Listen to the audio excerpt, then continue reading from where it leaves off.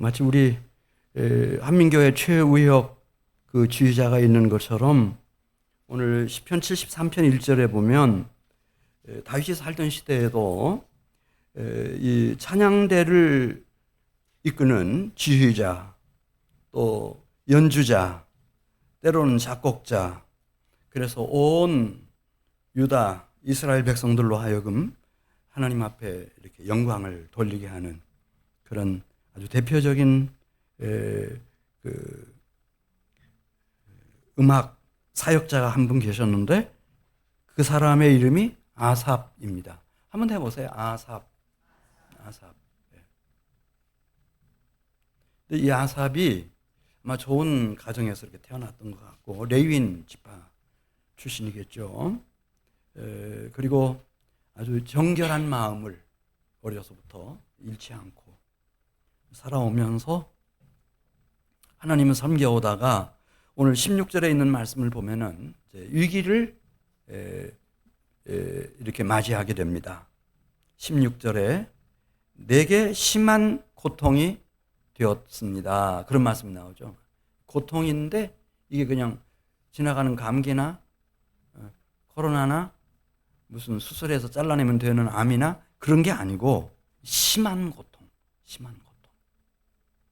그렇게 뭐 한 번에 치료될 수 있는 그런 고통이 아니고 아주 심한 고통. 자, 이런 고통이 어떻게 해서 아삽에게 닥치게 되었는지 1절 말씀 보겠어요. 아삽은 이제 처음에는 1절에서 하나님이 참으로 이스라엘 중 마음이 정결한 자에게 선을 행하신다. 이것을 현대인의 성경으로 읽으면은 마음이 깨끗한 자에게 선을 베푸시는 주님이시다. 예. 이렇게 믿고 살아왔어요. 어려서부터.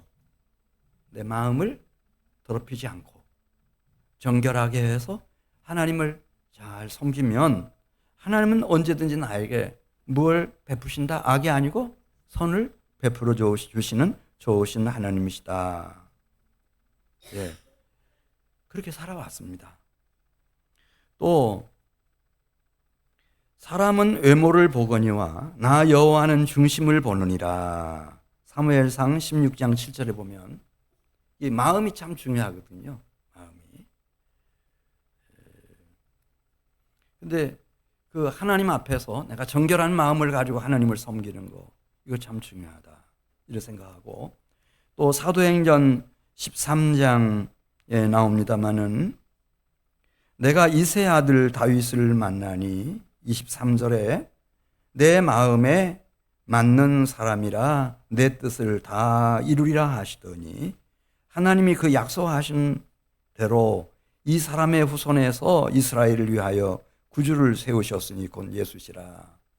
그렇게 말씀하고 있는데, 네, 이 하나님은 사람들을 보실 때 어떤 외적인 조건이라든지 외모라든지 그런 것을 제한 안 받으시고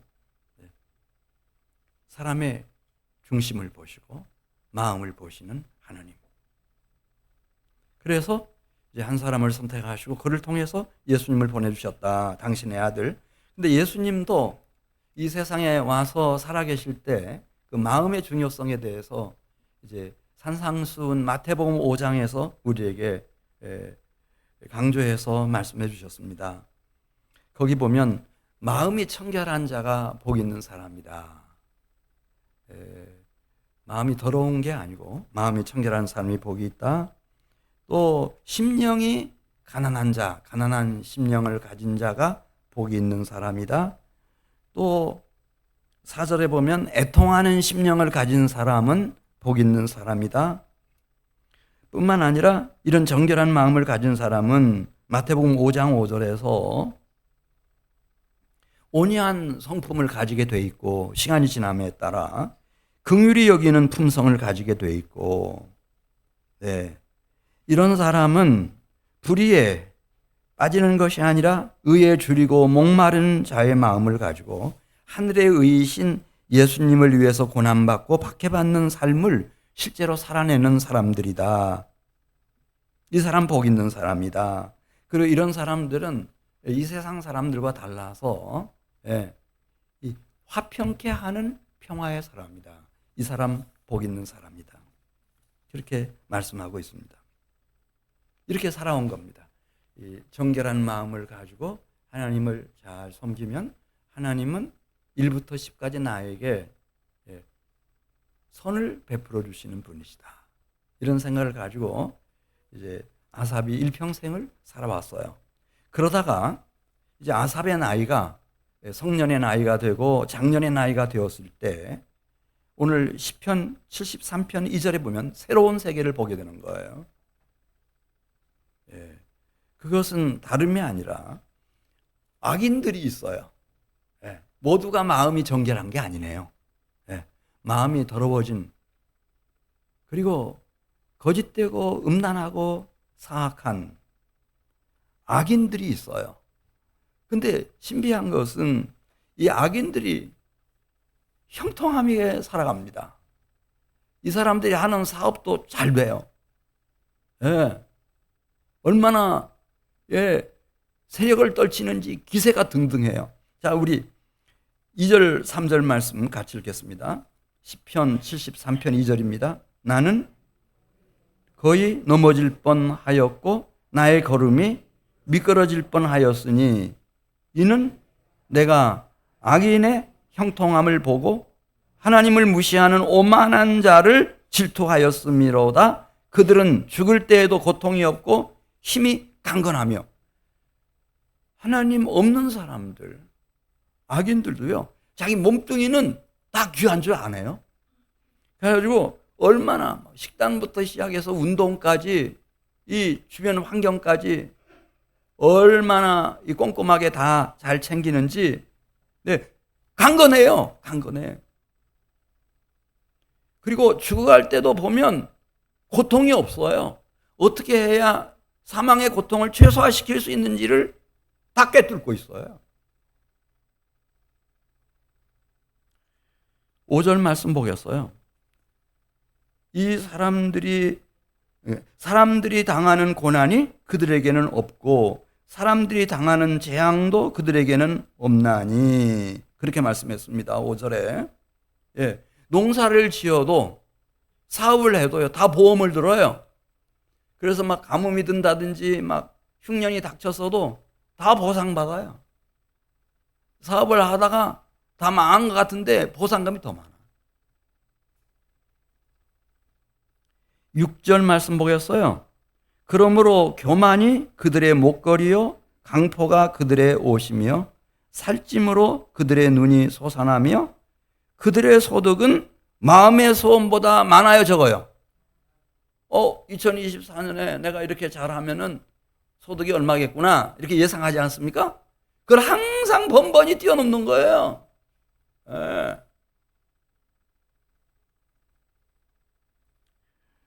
8절 말씀 보겠습니다. 8절 말씀. 이 사람들의 기세가 이게 대단해요. 어느 정도인지 8절 9절에 그들은 능욕하며 악하게 말하며 높은 데서 거만하게 말하며 악인들의 입은 하늘에 두고 그들의 혀는 땅에 두루 다니도다. 이것을 현대인의 성경에서 이렇게 번역했어요. 그들의 입으로 하늘에 있는 하나님을 대적하고 혀로 땅에 있는 사람들을 악담하는 거예요. 이 사람들이 두려워하는 사람은 한 사람도 없어요. 하늘에도 없고 땅에도 없어요. 그렇게 기세가 등등해요. 이걸 본 거죠.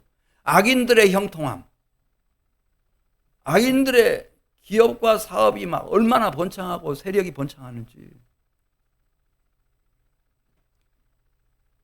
시편 73편 10절 가서 보겠습니다. 그래서 이 사람들을 부러워하는 사람들이 한두 사람이 아니에요. 10절입니다. 그러므로 그의 백성이 이리로 돌아와서 큰 소리치는 악인들에게로 돌아와가지고 그들이 마신 잔, 그 진노의 잔에 가득한 물을 다 마시며 말하기를 하나님이 어찌 알랴 지존자에게 지식이나 있으랴 하는도다. 볼지어다 이들은 악인들이라도 항상 평안하고 재물은 더욱 불어나는도다. 하나님에 대한 의식이 전혀 없어요. 확 무시해버리죠. 그래서 시편 38편 17절에 보면 다윗 같은 사람도 막 흔들리는 거예요. 다윗도 처음에는 좋은 이 유다 지파에서 좋은 가정에서 잘 태어나가지고 하나님을 섬기고 정결한 마음으로 하나님을 잘 섬기면 다 잘 되겠지 이렇게 생각하다가 어느 순간에 본 거예요. 악인들이 여기저기에 막 다 있는 거예요. 이들이 형통한 거죠. 이들이 세력을 잡았어요. 이들의 세상이에요. 이들을 무시하는 사람이 없네요. 그래서 시편 38편 17절 보면 내가 넘어지게 되었고 나의 근심이 항상 내 안에 있습니다. 다윗도. 그러니까 그 누구도 이 세상에 태어나서 처음에는 순진하게 정결한 마음으로 하나님 잘 섬기며 하나님이 나를 1부터 10까지 다 항상 선대해 주시겠지. 그렇게 생각하고 아삽도 찬양 사역자로 살았어요. 다윗도 마찬가지고 우리 신앙의 선배들이 다 그렇게 살아온 거예요. 그러다 어느 순간에 주변을 돌아보니까 이게 웬일이에요. 악인들이 막 여기저기에 흩어져 있고 이들이 형통하고 이들이 성공하고 이들이 세력을 떨치고 위세를 떨치고 막 큰 소리를 치는데 나는 그동안 아무것도 몰랐구나. 참 순진하게 인생을 살았구나. 그런 회의를 안 느낄 사람이 누가 있겠어요? 자, 우리 시편 73편 13절 말씀 13절 말씀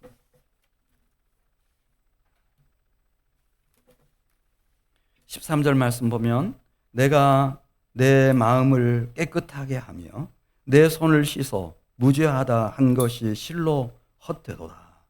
나는 종일 재난을 당하며 아침마다 징벌을 받았도다. 내가 참 순진하게 못나게 살아왔구나. 내 마음을 깨끗하게 하며 내 손을 무죄하게 한 것이 실로 다 헛된 일이로다. 왜냐면 그렇게 살아왔어도 나는 종일 재난을 당하며 아침마다 징벌을 당할 때가 한두 번이 아니었으니까요. 이제 나도 깨끗하게 때려치고 정리하고 이제 세상 사람들이 가는 길로 가야지. 그렇게 딱 결심하는 순간 시편 77편 3절에 있는 말씀 보면 그것도 잘 안 돼요. 왜냐하면 막 문득문득 하나님 생각이 떠오르는 거예요. 시편 77편 3절 말씀 보겠습니다. 내가 하나님을 기억하고 그래서 지금까지의 신앙생활을 정리하려고 하면 마음이 불안하여 근심하니 내 심령이 상하도다. 4절 보겠어요. 그걸로 끝나는 게 아니고 주 하나님께서 내 눈을 붙이지 못하게 하시니 내가 괴로워 말할 수 없나이다. 이게 잠도 재우시질 않는 거예요. 떠나서 나도 저 사람들처럼 활개치고 한번 살아보겠다. 그렇게 하면은 하나님이 마음을 불안하게 하고 근심에 휩싸이게 만들고 심령에 고통을 줘가지고 잠도 잘 수가 없어요. 얼마나 막 육체적으로 이 심적으로 나를 괴롭게 힘들게 만드시는지.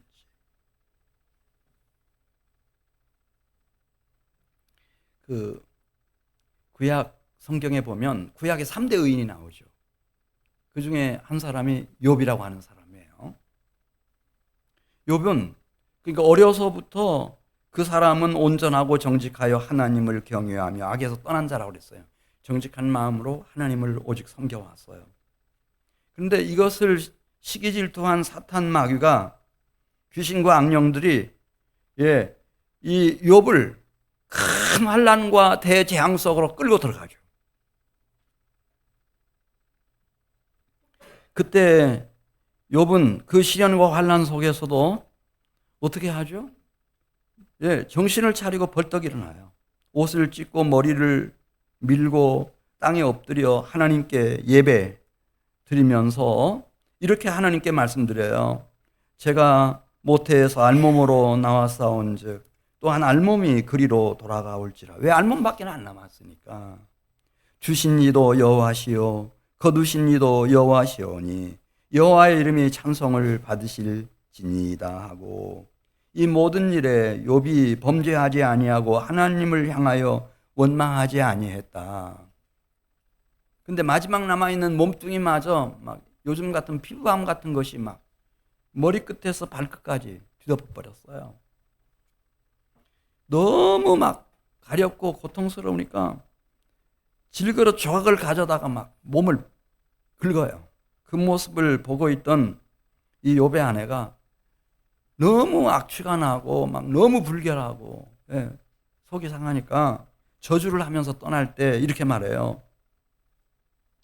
욥에게 말하기를, 저주하는 얘기입니다. 당신이 그래도 자기의 온전함, 신앙의 순결함을 굳게 지키겠는가? 하나님 욕하고 죽어버려라.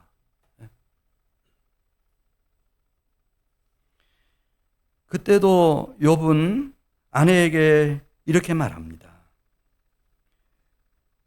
그대의 말이 한 어리석은 여자의 말과 같도다. 우리가 하나님께 복을 받았은즉 화도 받지 아니하겠느냐 하고, 이 모든 일에 욥이 입술로 하나님 앞에 범죄하지 아니했다. 대단하죠. 이런 욥이라도요, 이제 여러 이방 지역이에요. 친구들이 찾아왔어요. 대만 사람 엘리바스, 수아 사람 빌닷, 나아마 사람 소발. 이 친구들이 찾아왔어요. 너무 친형제 못지않게 막역하게 지내는, 그러니까 다 아는 거죠. 다 아는 거예요. 어려서부터 너무 오랫동안.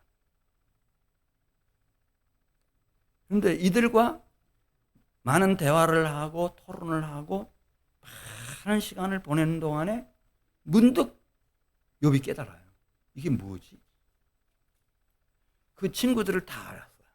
그러니까 하나님이 그런 말씀을 하시거든요. 욥이 아무리 거슬리는 말을 했다 한들 욥의 말은 너희들의 말보다는 정의로운 말이다. 욥이 더 의롭다. 하나님 그렇게 말씀하시거든요. 그러니까 이 친구들과 비교될 수 없는 그런 정결한 마음으로 하나님을 오롯이 섬기는 이 욥. 그걸 욥이 모르겠어요, 여러분? 다 알아요. 제 동기생들 있잖아요. 예. 신학대학교 입학 동기, 졸업 동기생들, 뭐 신대원 입학생들, 동기생들 다 알죠. 그 사람들이 신앙이 어떠한지, 신학에 지나는 사람들은요. 신학에 지내지 않아도 거의 알아요.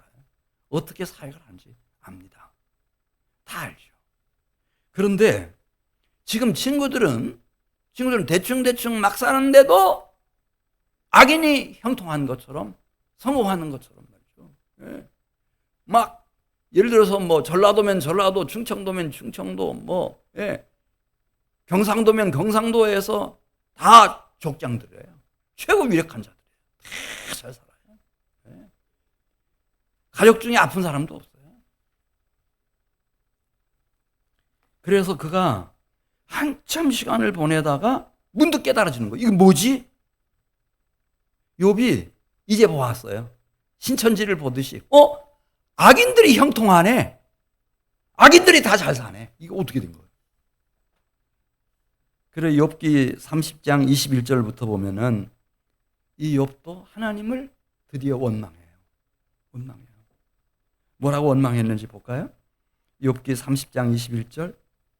하나님을 원망하고, 그 다음에 막 마치 자기를 무슨 흉악한 죄인이라도 되는 듯이, 예, 막 함부로 대하고, 그리고 비방하고, 막 시로 노래를 지어서 자기를 조롱하고, 예, 자기를 정죄하고, 이렇게 하는 친구들에게 욥이 그럴 사람 아니에요. 전혀 그럴 사람 아니에요. 얼마나 착한 사람인지 몰라요. 얼마나 경건한 영혼인지 몰라요. 그런데도 욥기 19장 29절, 시간 관계상 욥기 19장 29절 말씀 보면은 너희는 칼을 두려워할지니라 분노는 칼의 형벌을 부른다. 그리고 그 다음에 그런 얘기가 나와요. 그 친구들이 욥에게 침을 뱉고 돌아섰다는 거예요. 네. 자, 그 누구라도 아사뿐만 아니라 다윗뿐만 아니라 구약의 의인인 욥이라도 처음에는 순박하게 내가 정결한 마음을 가지고 하나님을 잘 섬기면 하나님 나를 1에서 10까지 다 선대해 주시겠지. 그렇게 철석같이 믿고 살아왔는데 어느 순간에 보니까 악인들이 형통한 거예요. 예. 하나님 없는 사람들이 막 사업에서도 성공을 하고 막 유명한 스타도 되고 막 권력 제일 중요한 자리에 딱 앉아 있고 그때 그 영적인 번뇌, 갈등 이거를 어떻게 극복하고 나가야 되는지를 오늘 시편 이 73편에서 우리에게 얘기해 주고 있어요. 이거 중요한 얘기예요. 언젠가는 제가 볼 때 우리도 이 과정을 다 거치게 돼요. 그때 어떻게 이 영적인 번뇌와 갈등을 극복하고 나갈 수 있는지. 예.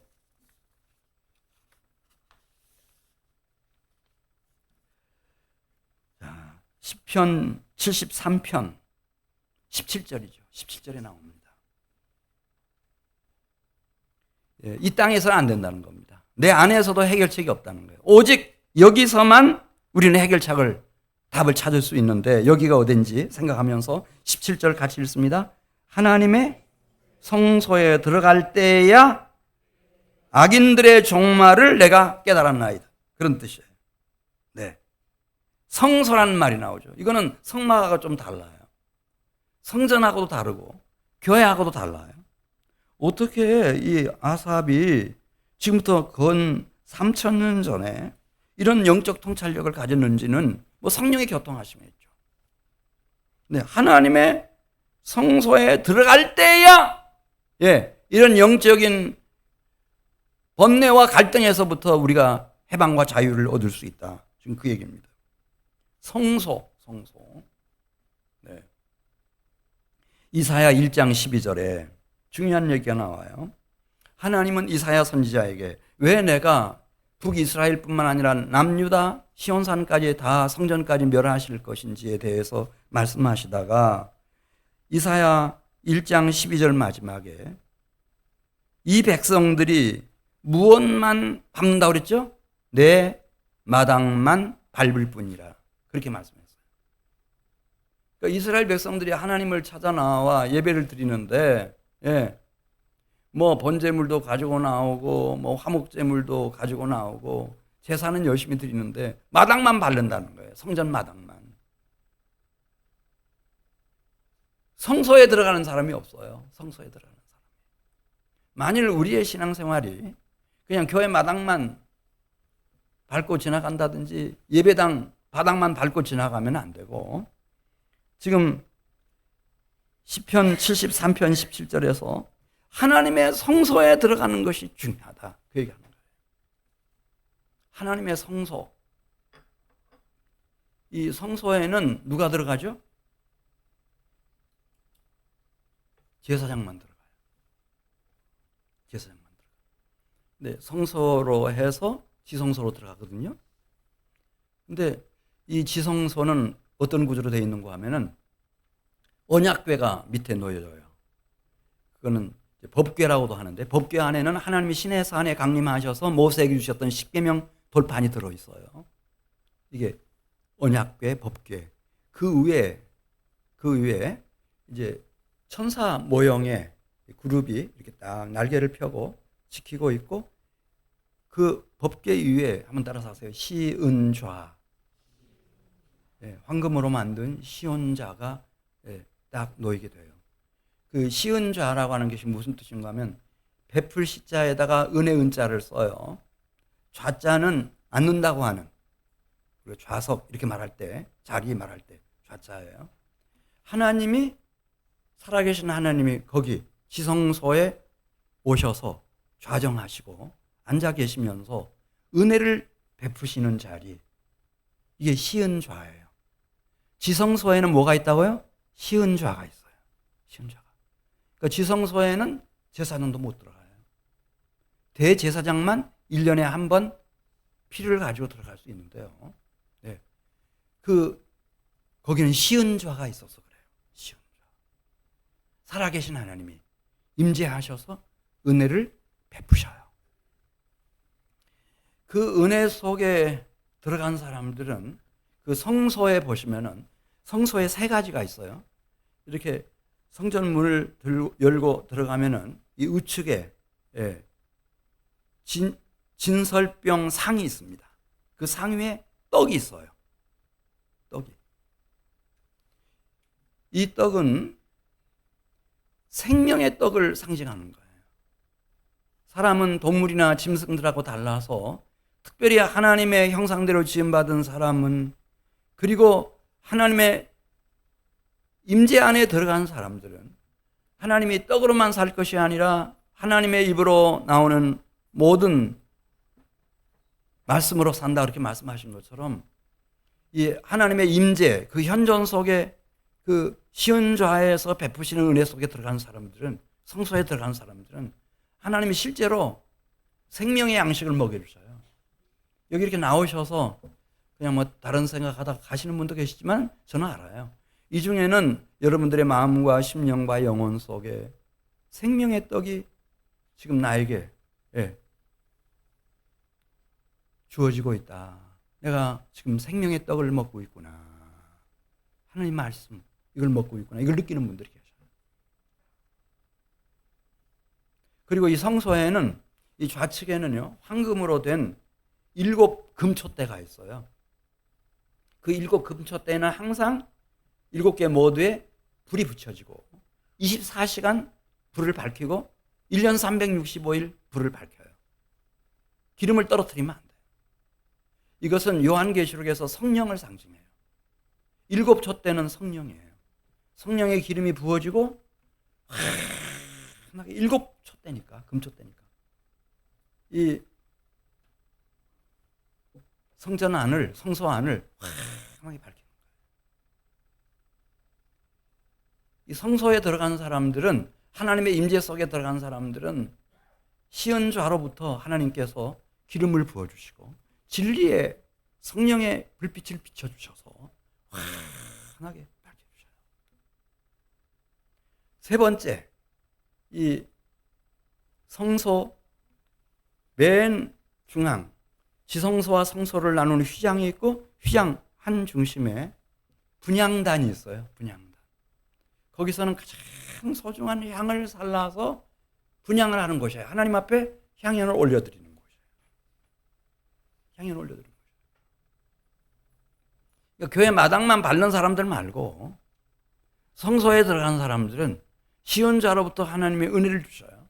생명 양식으로 먹여주시고 성령의 기름을 부어주시고 성령의 불을 환하게 하루 24시간 365일 일평생 밝혀주시기 때문에 이 사람들이 하는 생각, 얼굴 표정,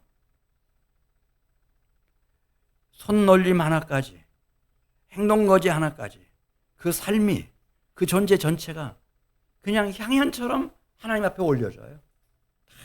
올려져요. 할렐루야. 저는 그 속에서 살아가니 얼마나 행복한 사람이에요. 생각만 해도 너무너무 감사해요. 다 올려져요.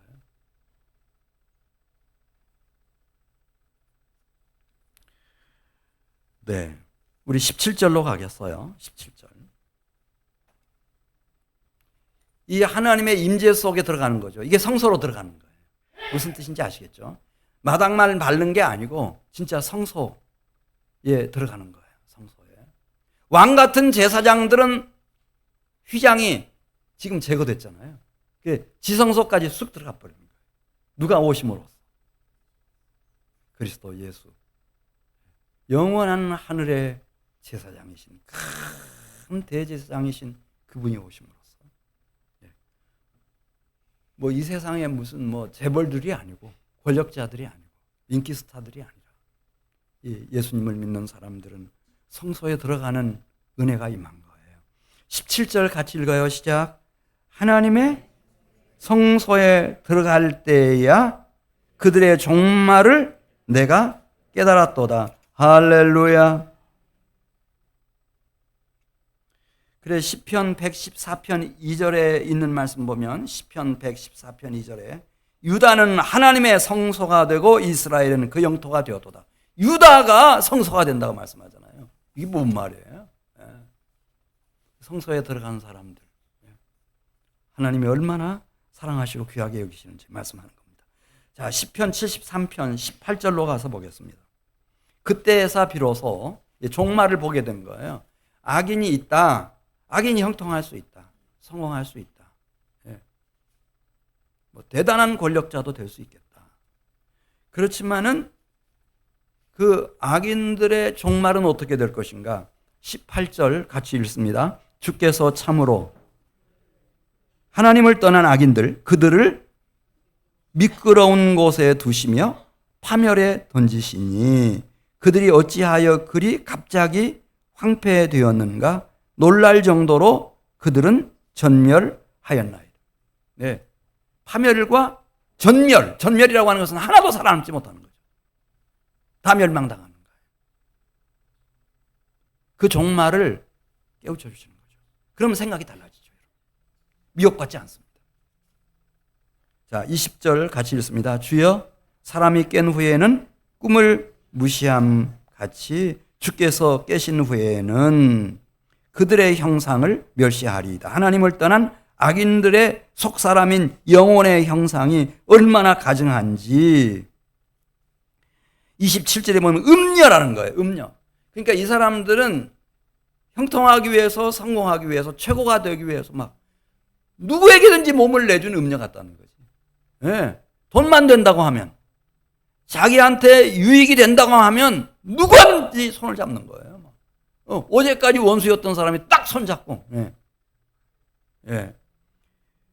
우리 27절 말씀 같이 읽어요. 무릇 주를 멀리하는 자는 망하리니 음녀같이 주를 떠난 자를 주께서 다 멸하시로다. 그 가증한 형상을 영혼의 그 가증한 음녀 같은 형상을 하나님이 받아들이시지 않죠. 심판하시죠.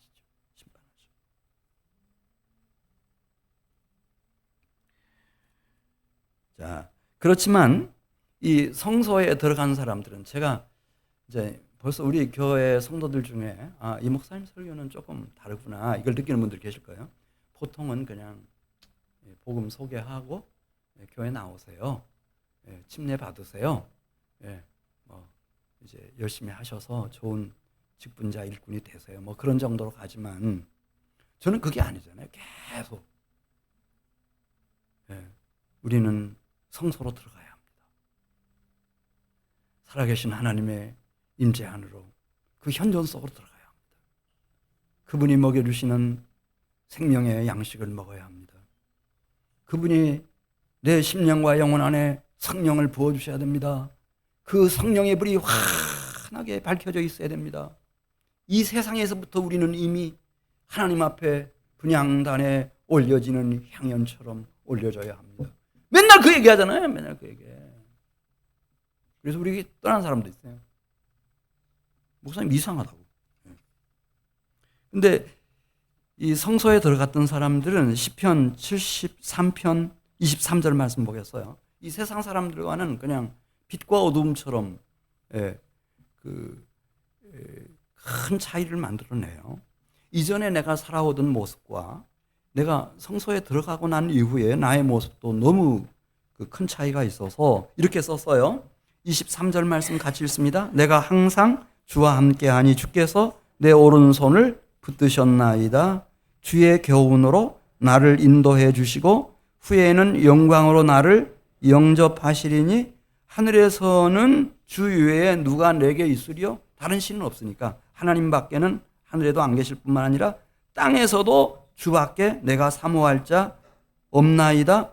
26절 말씀, 나이가 들면 이제 몸뚱이 어떻게 돼요, 여러분? 거기 나오잖아요. 내 육체와 마음이 쇠약해져 가겠지만은 하나님은 내 마음에 더욱 든든한 반석이시요 영원한 분깃이십니다. 할렐루야.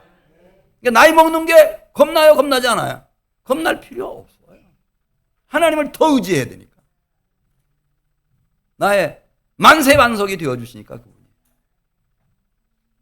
내가 이 땅 떠나면 하나님이 나의 아버지가 되시니까. 하나님 나라가 나의 기업이니까. 영생 복락이 기다리고 있으니까. 이 확신 때문에. 27절 말씀 보겠어요. 예, 시간 관계상 28절로 바로 가겠습니다. 28절 같이 읽습니다. 하나님께 가까이 함이 내게 복이라. 내가 주 여호와를 나의 피난처로 삼아 주의 모든 행적을 전파하리이다. 그래서 무엇이 복인가 이렇게 물으면은 돈 많이 버는 게 복이죠. 예. 뭐 당선되는 게 복이죠. 뭐 여러 가지 뭐 다 사람마다 다를 수 있겠네요. 그런데 이 성소에 들어간 사람들은, 하나님의 임재와 현존 안에 있는 사람들은 무엇이 복인지를 정확하게 알아요. 28절 상반절에서 무엇이 복이라고 그랬죠? 하나님을 가까이 함이 내게 복이에요. 할렐루야. 몸이 좀 불편해요. 아파요. 예. 좀 힘들어. 그래도 감사해요. 이것 때문에 내가 오늘 여기 하나님 앞에 나왔어요. 예. 하나님을 더 가까이 할 수 있게 됐어요. 할렐루야. 이게 복이에요. 이게 복이에요. 이 축복 속에 거하는 사람들은 그냥 이 세상에 안주하는 게 아니고 나를 내세우는 것이 아니라 주 여호와를 나의 피난처로 삼고 그 안에서 살아가면서 주의 모든 행적을 가져와요. 주님이 행하시는 기이한 일들을 늘 경험한다고요. 행적이라는 말이 하나님이 직접 행하시는 표적들을 말해요. 이것으로 부유한 자가 되는 거죠. 그리고 이 사람들은 든든해요. 든든해. 그리고 많은 사람들을 도와줄 수 있어요. 어머니도 도와주고 아버지도 도와주고 형제 자매들도 도와주고 다 도와줄 수 있어요. 이 영적인 자원을 가지고. 이거 어마어마한 거예요.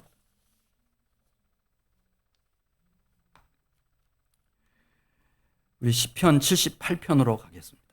시편 78편. 가장 가련하고 못난 부모, 조상은 누군가? 거기 나와요.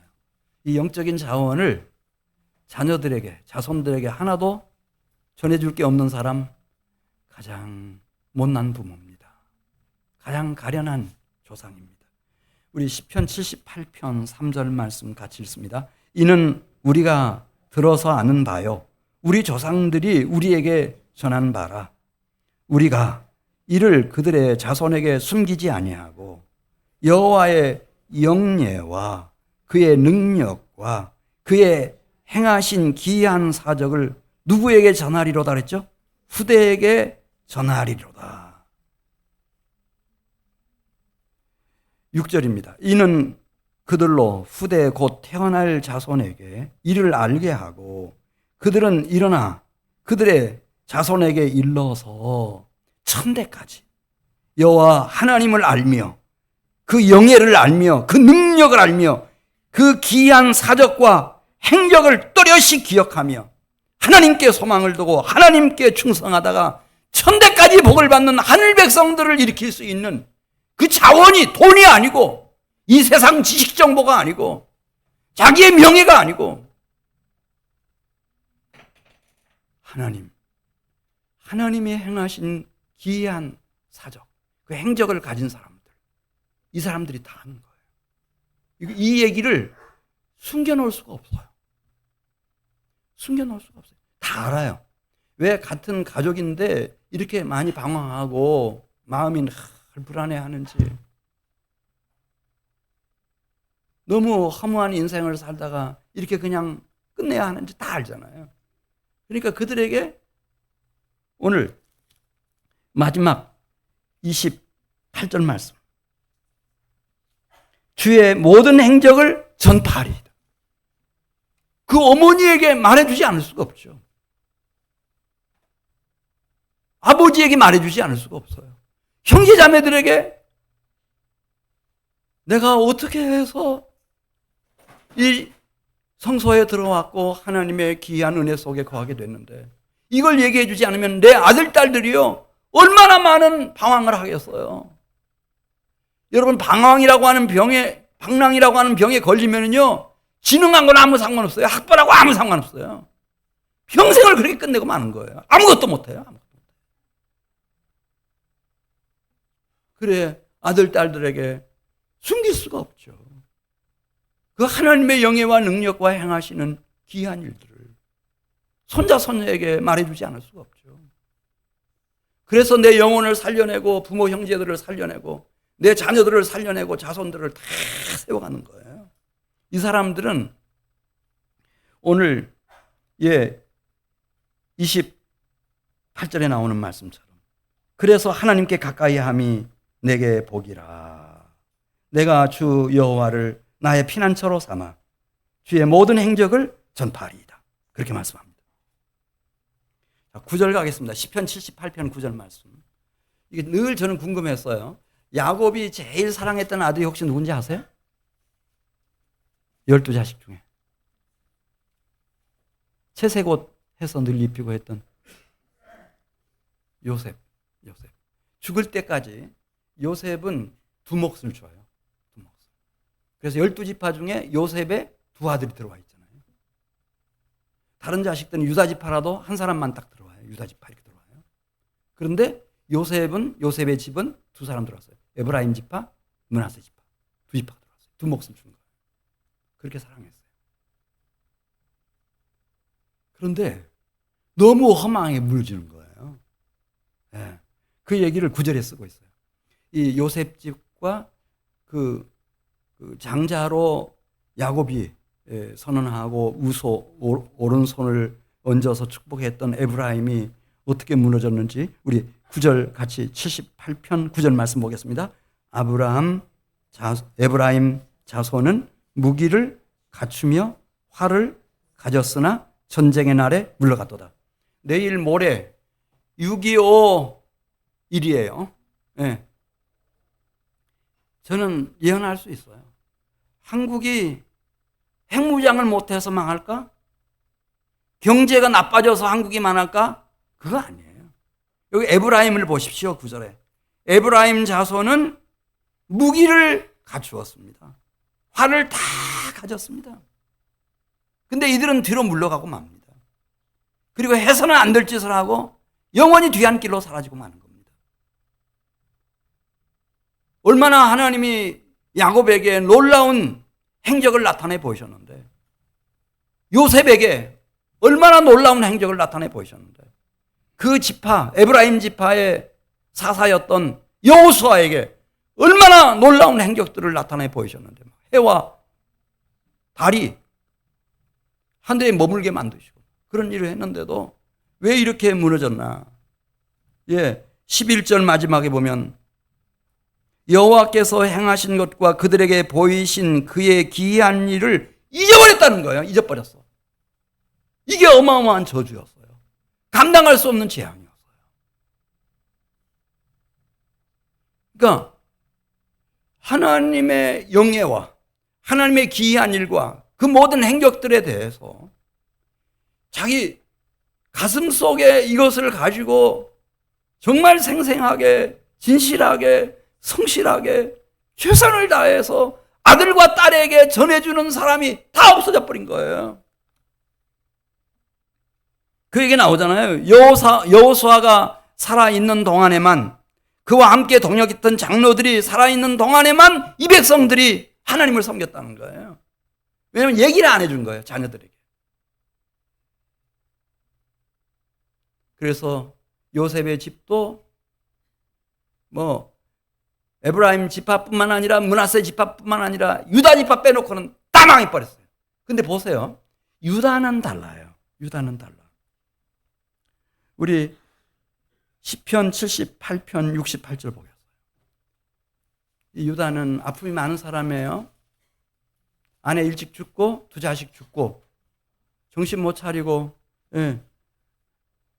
막 뒤흔들리고 있을 때 어떻게 자기의 며느리 다말하고 관계해서 자녀가 태어나고 기가 막히죠. 그 송구한 마음, 죄스러운 마음을 가지면서도 늘 하나님을 떠나지 않았던 이 유다. 또 갈렙도 유다 지파이기는 하지만은 한 번도 여호수아처럼 1인자가 돼보지를 못해요. 평생 2인자로 그러다가 끝났어요. 근데 이 유다 지파 사람들이 한 가지 한 일이 있어요. 그거는 하나님이 나의 생애 동안 행하신 그 기이한 행적에 대하여 성실하게, 진실하게, 충성스럽게 그걸 전해주었어요. 아들과 딸들에게 또 전해주고 전해주었어요. 그랬더니 어떻게 됐나? 우리 시편 78편 68절 말씀 같이 읽습니다. 오직 유다 지파와 그가 사랑하시는 시온산을 택하시며 그의 성소를 산의 높음같이 영원히 두신 땅같이 지으셨도다. 또 그의 종 다윗을 택하시되 양의 우리에서 취하시며 전양을 지키는 중에서 그들을 이끌어내사 그의 백성인 야곱 그의 소유인 이스라엘을 기르게 하셨더니 이에 그가 그들을 자기 마음의 완전함으로 기르고 그의 손의 능숙함으로 그들을 지도하였도다. 네. 자, 오늘 말씀을 정리하겠습니다. 무엇이 복이라고요? 하나님을 가까이 하며 주의 날개 아래 우리가 보호를 받으면 살아계신 하나님의 임재와 현존 속으로 들어가면 시은좌에 계시는 우리 아버지 하나님이 지금도 우리에게 생명 양식 먹여주시고 성령으로 기름 부어주시고 성령의 불을 환하게 밝혀주시고 그리고 내가 생각하는 것부터 말하는 것, 행동하는 것, 땀방울 하나 흘리는 것까지 다 향연이 되어 하나님 앞에 올려짐으로써 하나님의 기이한 행적들이 내 심령과 영혼과 세계 속에 가득하게 만드시는 겁니다. 그것을 나누는 겁니다. 이걸 가지고 내 영혼이 살아났으니까 이걸 내 부모님과 함께 나누고 내 형제 자매와 함께 나누고 내 자녀들과 함께 나누고 그 자녀들은 그 자녀들과 함께 나누고 또 후대들과 함께 나누고 천대까지. 그랬을 때 50년 후에 100년 후에 어떤 일이 날 것인가? 이 일을 저버렸던 요셉 장막에 속한 사람들 에브라임 지파는 200년 되었을 때 와르륵 다 무너져 버렸습니다. 아무것도 아니었습니다. 아무것도 아니었습니다. 누가 하나님의 이 놀라운 행적을 가지고 자기의 영혼을 세우며 가정을 세우며 이 경험을 가진 사람들이 한민교회의 재직이 되는 겁니다. 여러분들이 지역사회를 일으키는 것입니다. 한국교회에 불을 붙이는 것입니다. 우리 민족과 우리 나라를 하나님 앞으로 이끌어내는 것입니다.